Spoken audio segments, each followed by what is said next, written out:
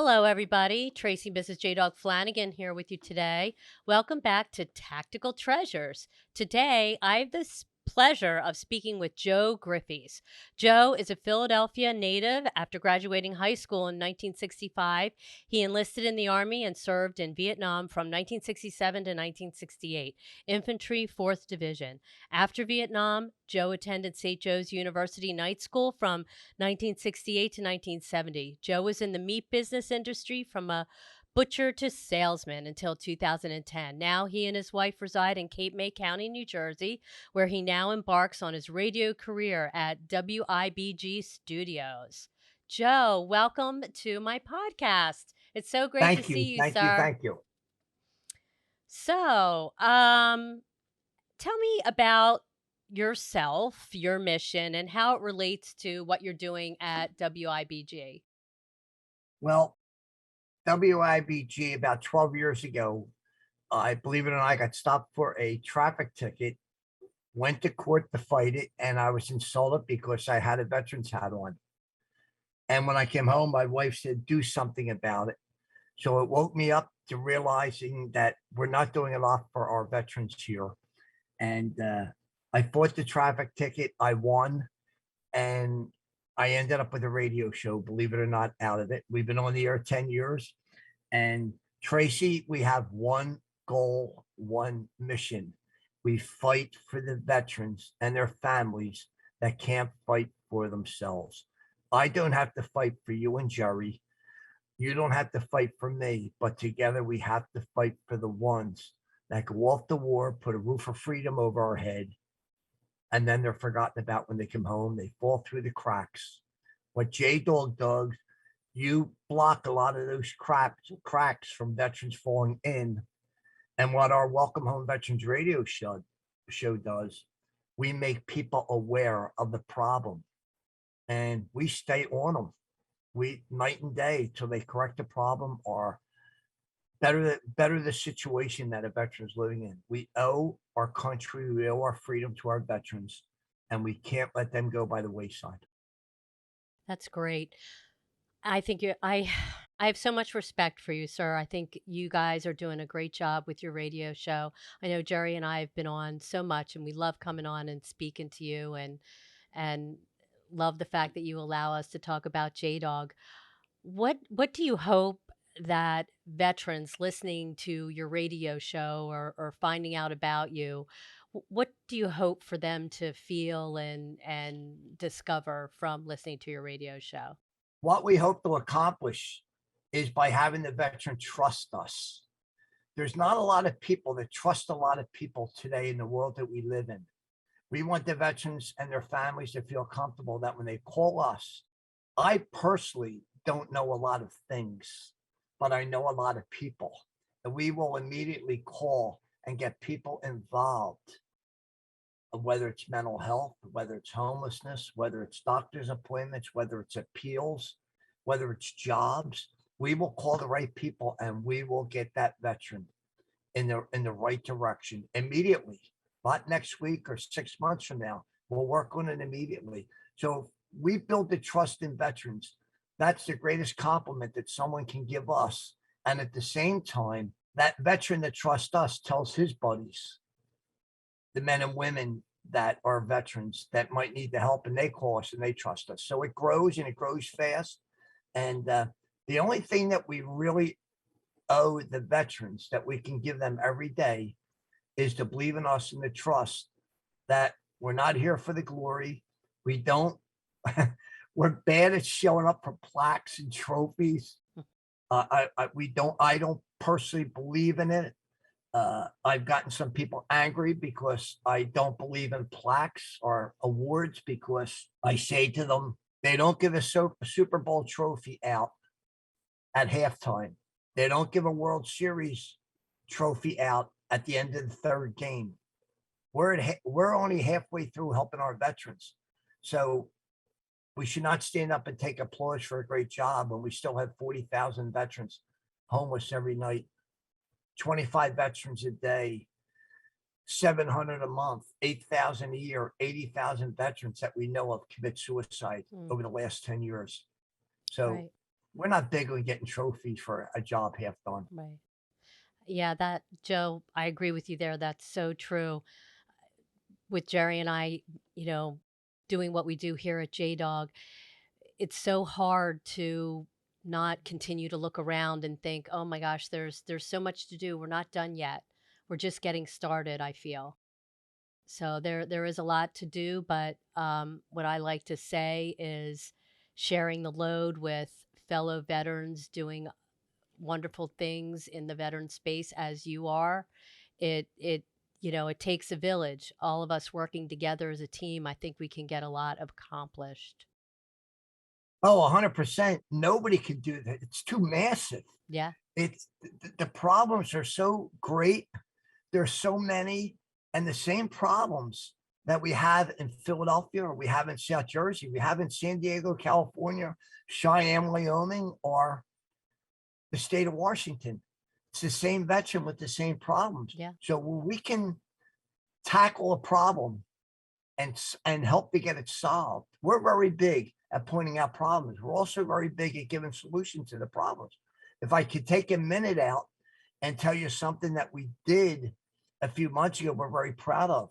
I was getting complaints from veterans that couldn't get their COVID-19 shot at the VA if they weren't registered. The VA only registered 6.5 million people, veterans. 15.5 million veterans were not eligible to go to the VA to get their COVID-19 shot because they weren't registered with the VA. So I get a phone call from one of the directors of the VA saying, Joe, we got a problem. So we reached out to Senator Booker and Emma Carando is Veterans Director, who's the best in the country. We spoke about the problem. They asked me what I think we should do. And that was it.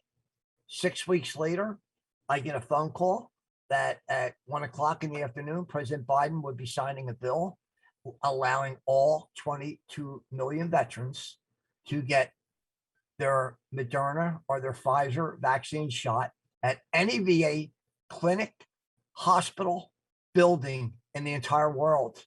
You didn't have to. Now, up until that point, I was on a 3-month wait period to go to Philadelphia because Philadelphia has so many veterans and they're only getting so many shots a day. I can now go to the clinic that's a half a mile from my home, which is run by Ellesmere, Delaware, uh, to get my shot. But we're able to get spouses included, children included, caregivers included, and veterans that fell through the cracks with less than honorable discharges. In total, I was told about 30 million people get vaccinated. I'm not the smartest guy in the world, but if we can get it done, and just like you and Jerry are working on mental health issues, it takes a village. It takes a lot of people. Nobody does it alone. And you know something? It's too hard to do it alone, Tracy. Yeah. When you do it with a team, with a village, Mhm. you get it done faster, you get it done better, and you step back and you say, well, it wasn't that hard to do in the Yeah. first place. So because you did that wonderful thing in opening up the VA for COVID vaccines, I was able to go to the VA in Coatesville with Jerry and get my vaccine. Jerry and I weren't eligible yet to get the vaccine, so we were waiting, but we were finally able to go and get vaccinated, and I was able to get vaccinated, as his spouse. So great work. Um, Uh, so it's but it took, and I'll be honest with you, it took a phone call from a director, and I agreed. I said I get these phone calls every day. We got Senator Booker's office. He went to Senator Testa, who chairs the Veterans Affairs Committee in Washington, and went to the president. Took 6 weeks, and it worked, and everybody's happy. And my wife and I, 2 days after the bill was signed, we got our Johnson and Johnson dose together at the clinic that I was told I was allowed to go to because I belong to Philadelphia. So we went to the new Rio Grande clinic and we got our doses together as husband and wife, just like you and Jerry did at yeah, Coachville. that's great. That's great. Okay. So good stuff. Good stuff. Joe, here we go. I would love to know what your treasure is. Please share with me. I'm excited to hear about your treasure. Well, I'm Catholic. I went to Cardinal Doherty High School and St. Henry's Grammar School. And I bought a home in Wisconsin when I came back, Philadelphia, when I came back from Vietnam. And I was introduced to the pastor at St. Bart's Church, my wife and I, who was an Army chaplain and just a great, great guy. And he always had a way of getting me to volunteer. So he comes around my house one day and he says, I need you to join a team. It's called a bereavement team. I said, now, I don't know the first thing about it. So he said, I'll explain it to you.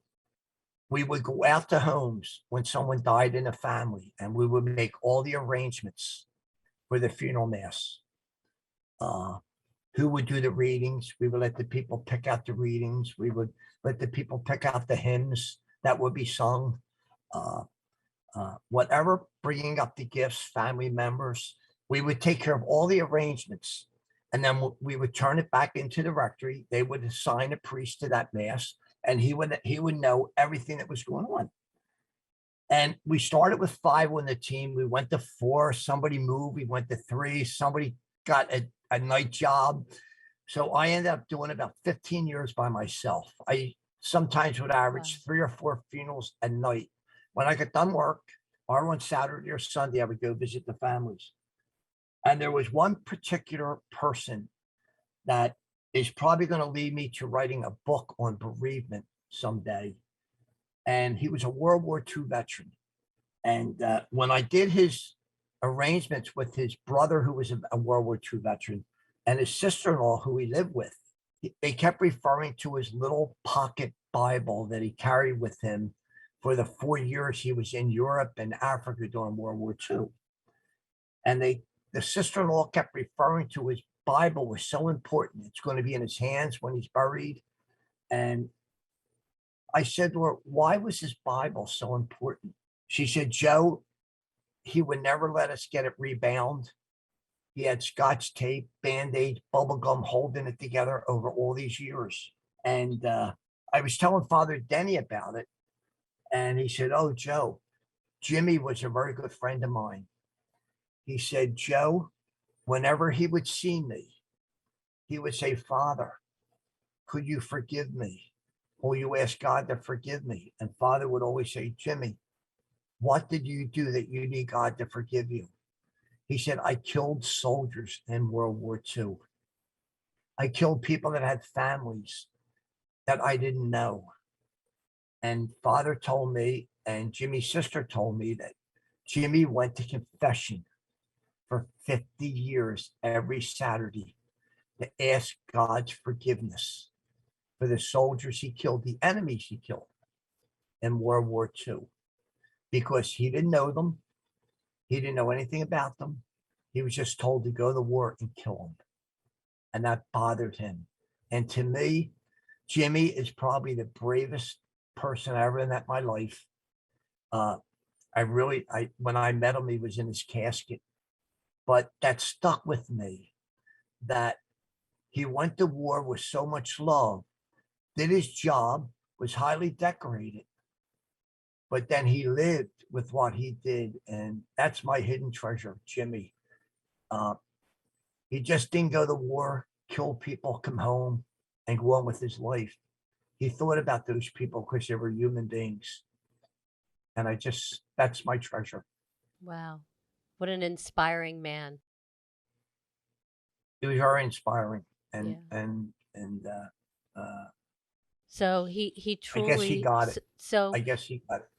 so did he lead you to be so passionate about veterans and the veteran community? You know, I get that word a lot, passionate. I like to use just common sense. Talk about our homeless veterans every night, 30, 40,000 living under bridges or abandoned buildings or open fields in cardboard boxes. It's not, these are the very people that put a roof of freedom over our head, over our country. Uh, and then at night, when they go to bed, the moon is their nightlife, the stars are their ceiling. And if they're lucky enough in the morning, if it rains, they get a shower. Uh, we got to do better. We got to do better. I mean, I don't want to bring politics into this, but when is the last time you heard of a homeless politician? Or you heard of a politician committing suicide? Mm. Or nowadays you heard of a politician that's a veteran? Not that many. But I don't know if it's passion or common sense. It's not that hard to buy somebody. There's homeless people all around where the Phillies play, where the Eagles play.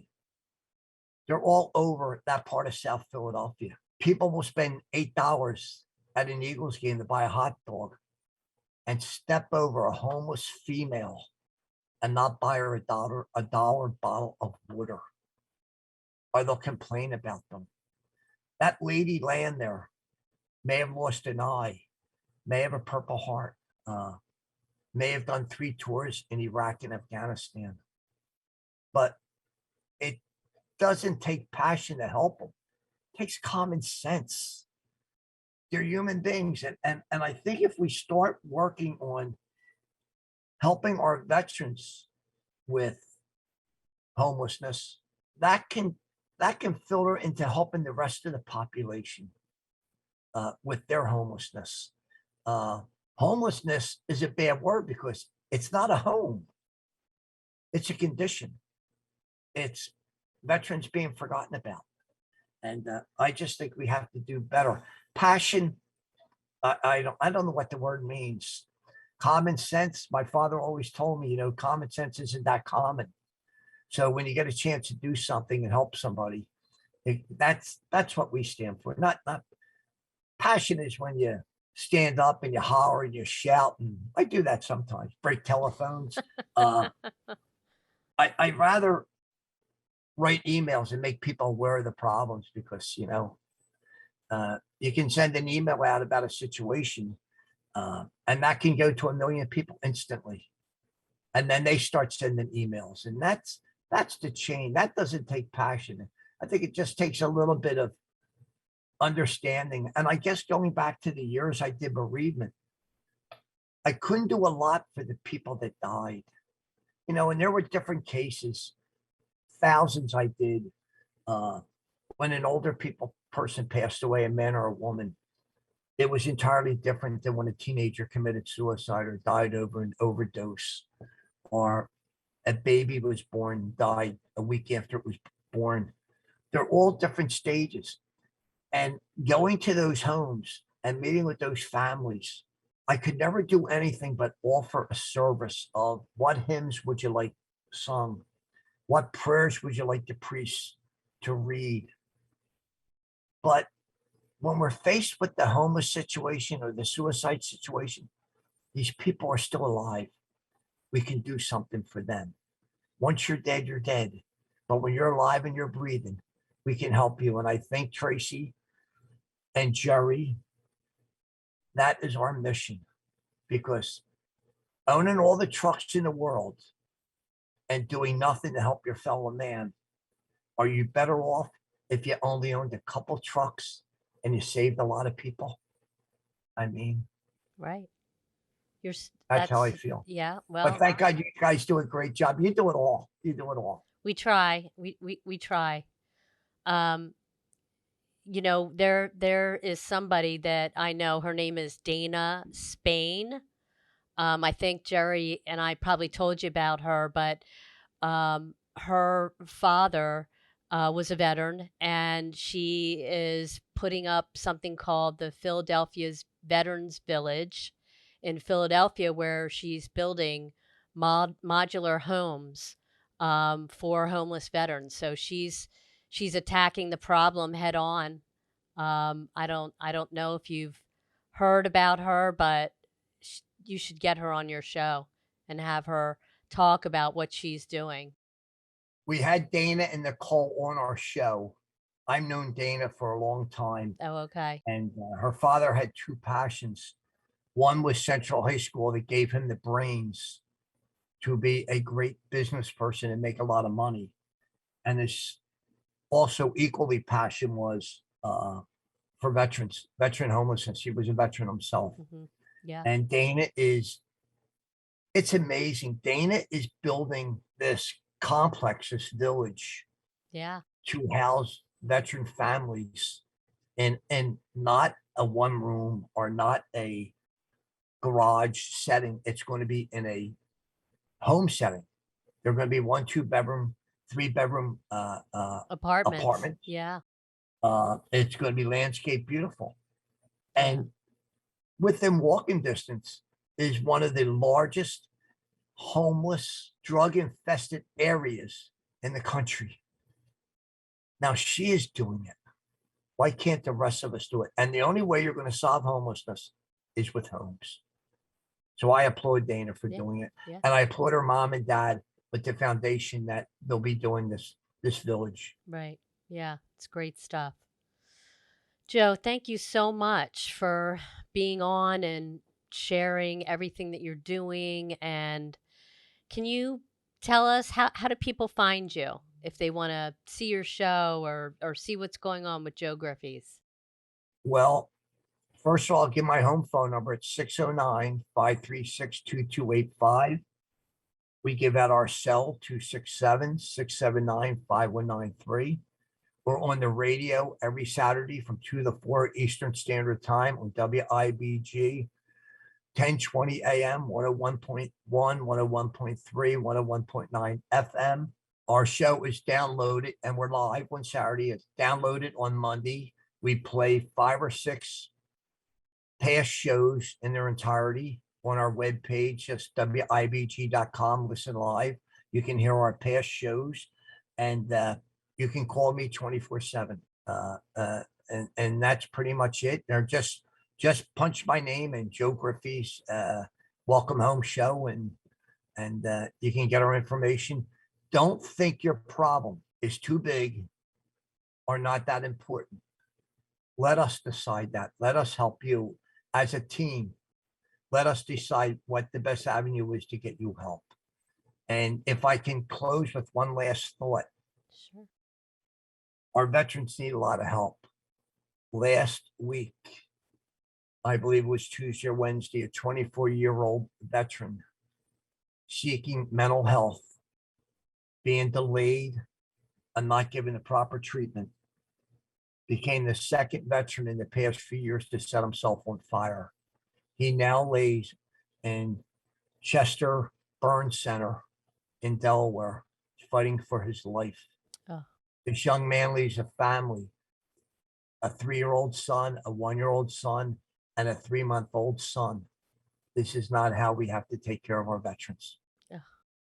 How devastating. Ugh. Yeah. We have work to do, Joe. Lots of work to do. We do, and we'll do it, Yep. because we're doing it as a team. When somebody wants to recognize someone for helping a vet, no one person should stand up. A whole bleacher full of people should stand up, because that's what it takes. It takes a village. It takes a bleacher full of people Right. to help one veteran, Right. because that one veteran gave a whole bleacher full of people freedom.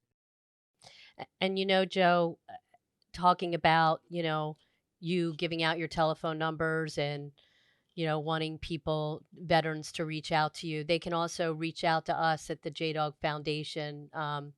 On our website, we have a support line that comes directly to one of our veterans that sits on our board.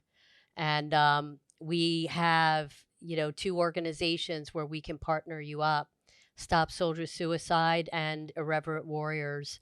They're doing great stuff in the mental health and, veteran suicide space. So we've already hooked up some veterans who reached out to us for help.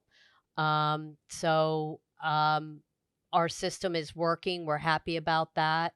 So you can kind of keep that in your little cap. If you come across somebody, send them to us.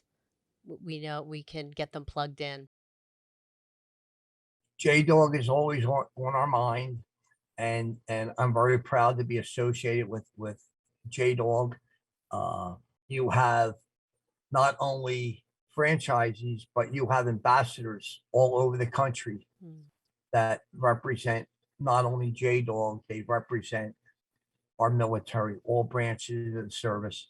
And like I always say to you and Jerry, when you're using a JDog franchise, whether it's carpet cleaning, power washing your house, or removing your junk, your home will never be as safe as it is when there is a veteran there, when the premises helping you out, because veterans just know how to do things right, how to protect it.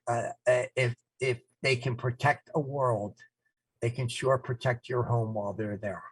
True. I so agree. So agree. Joe, proud to call you friend, sir. Thank you so much for being on our podcast, and we'll be talking to you soon. I'm always around for JDog. Thank you. Thank you, Joe. Take Thank care. you, Kylie.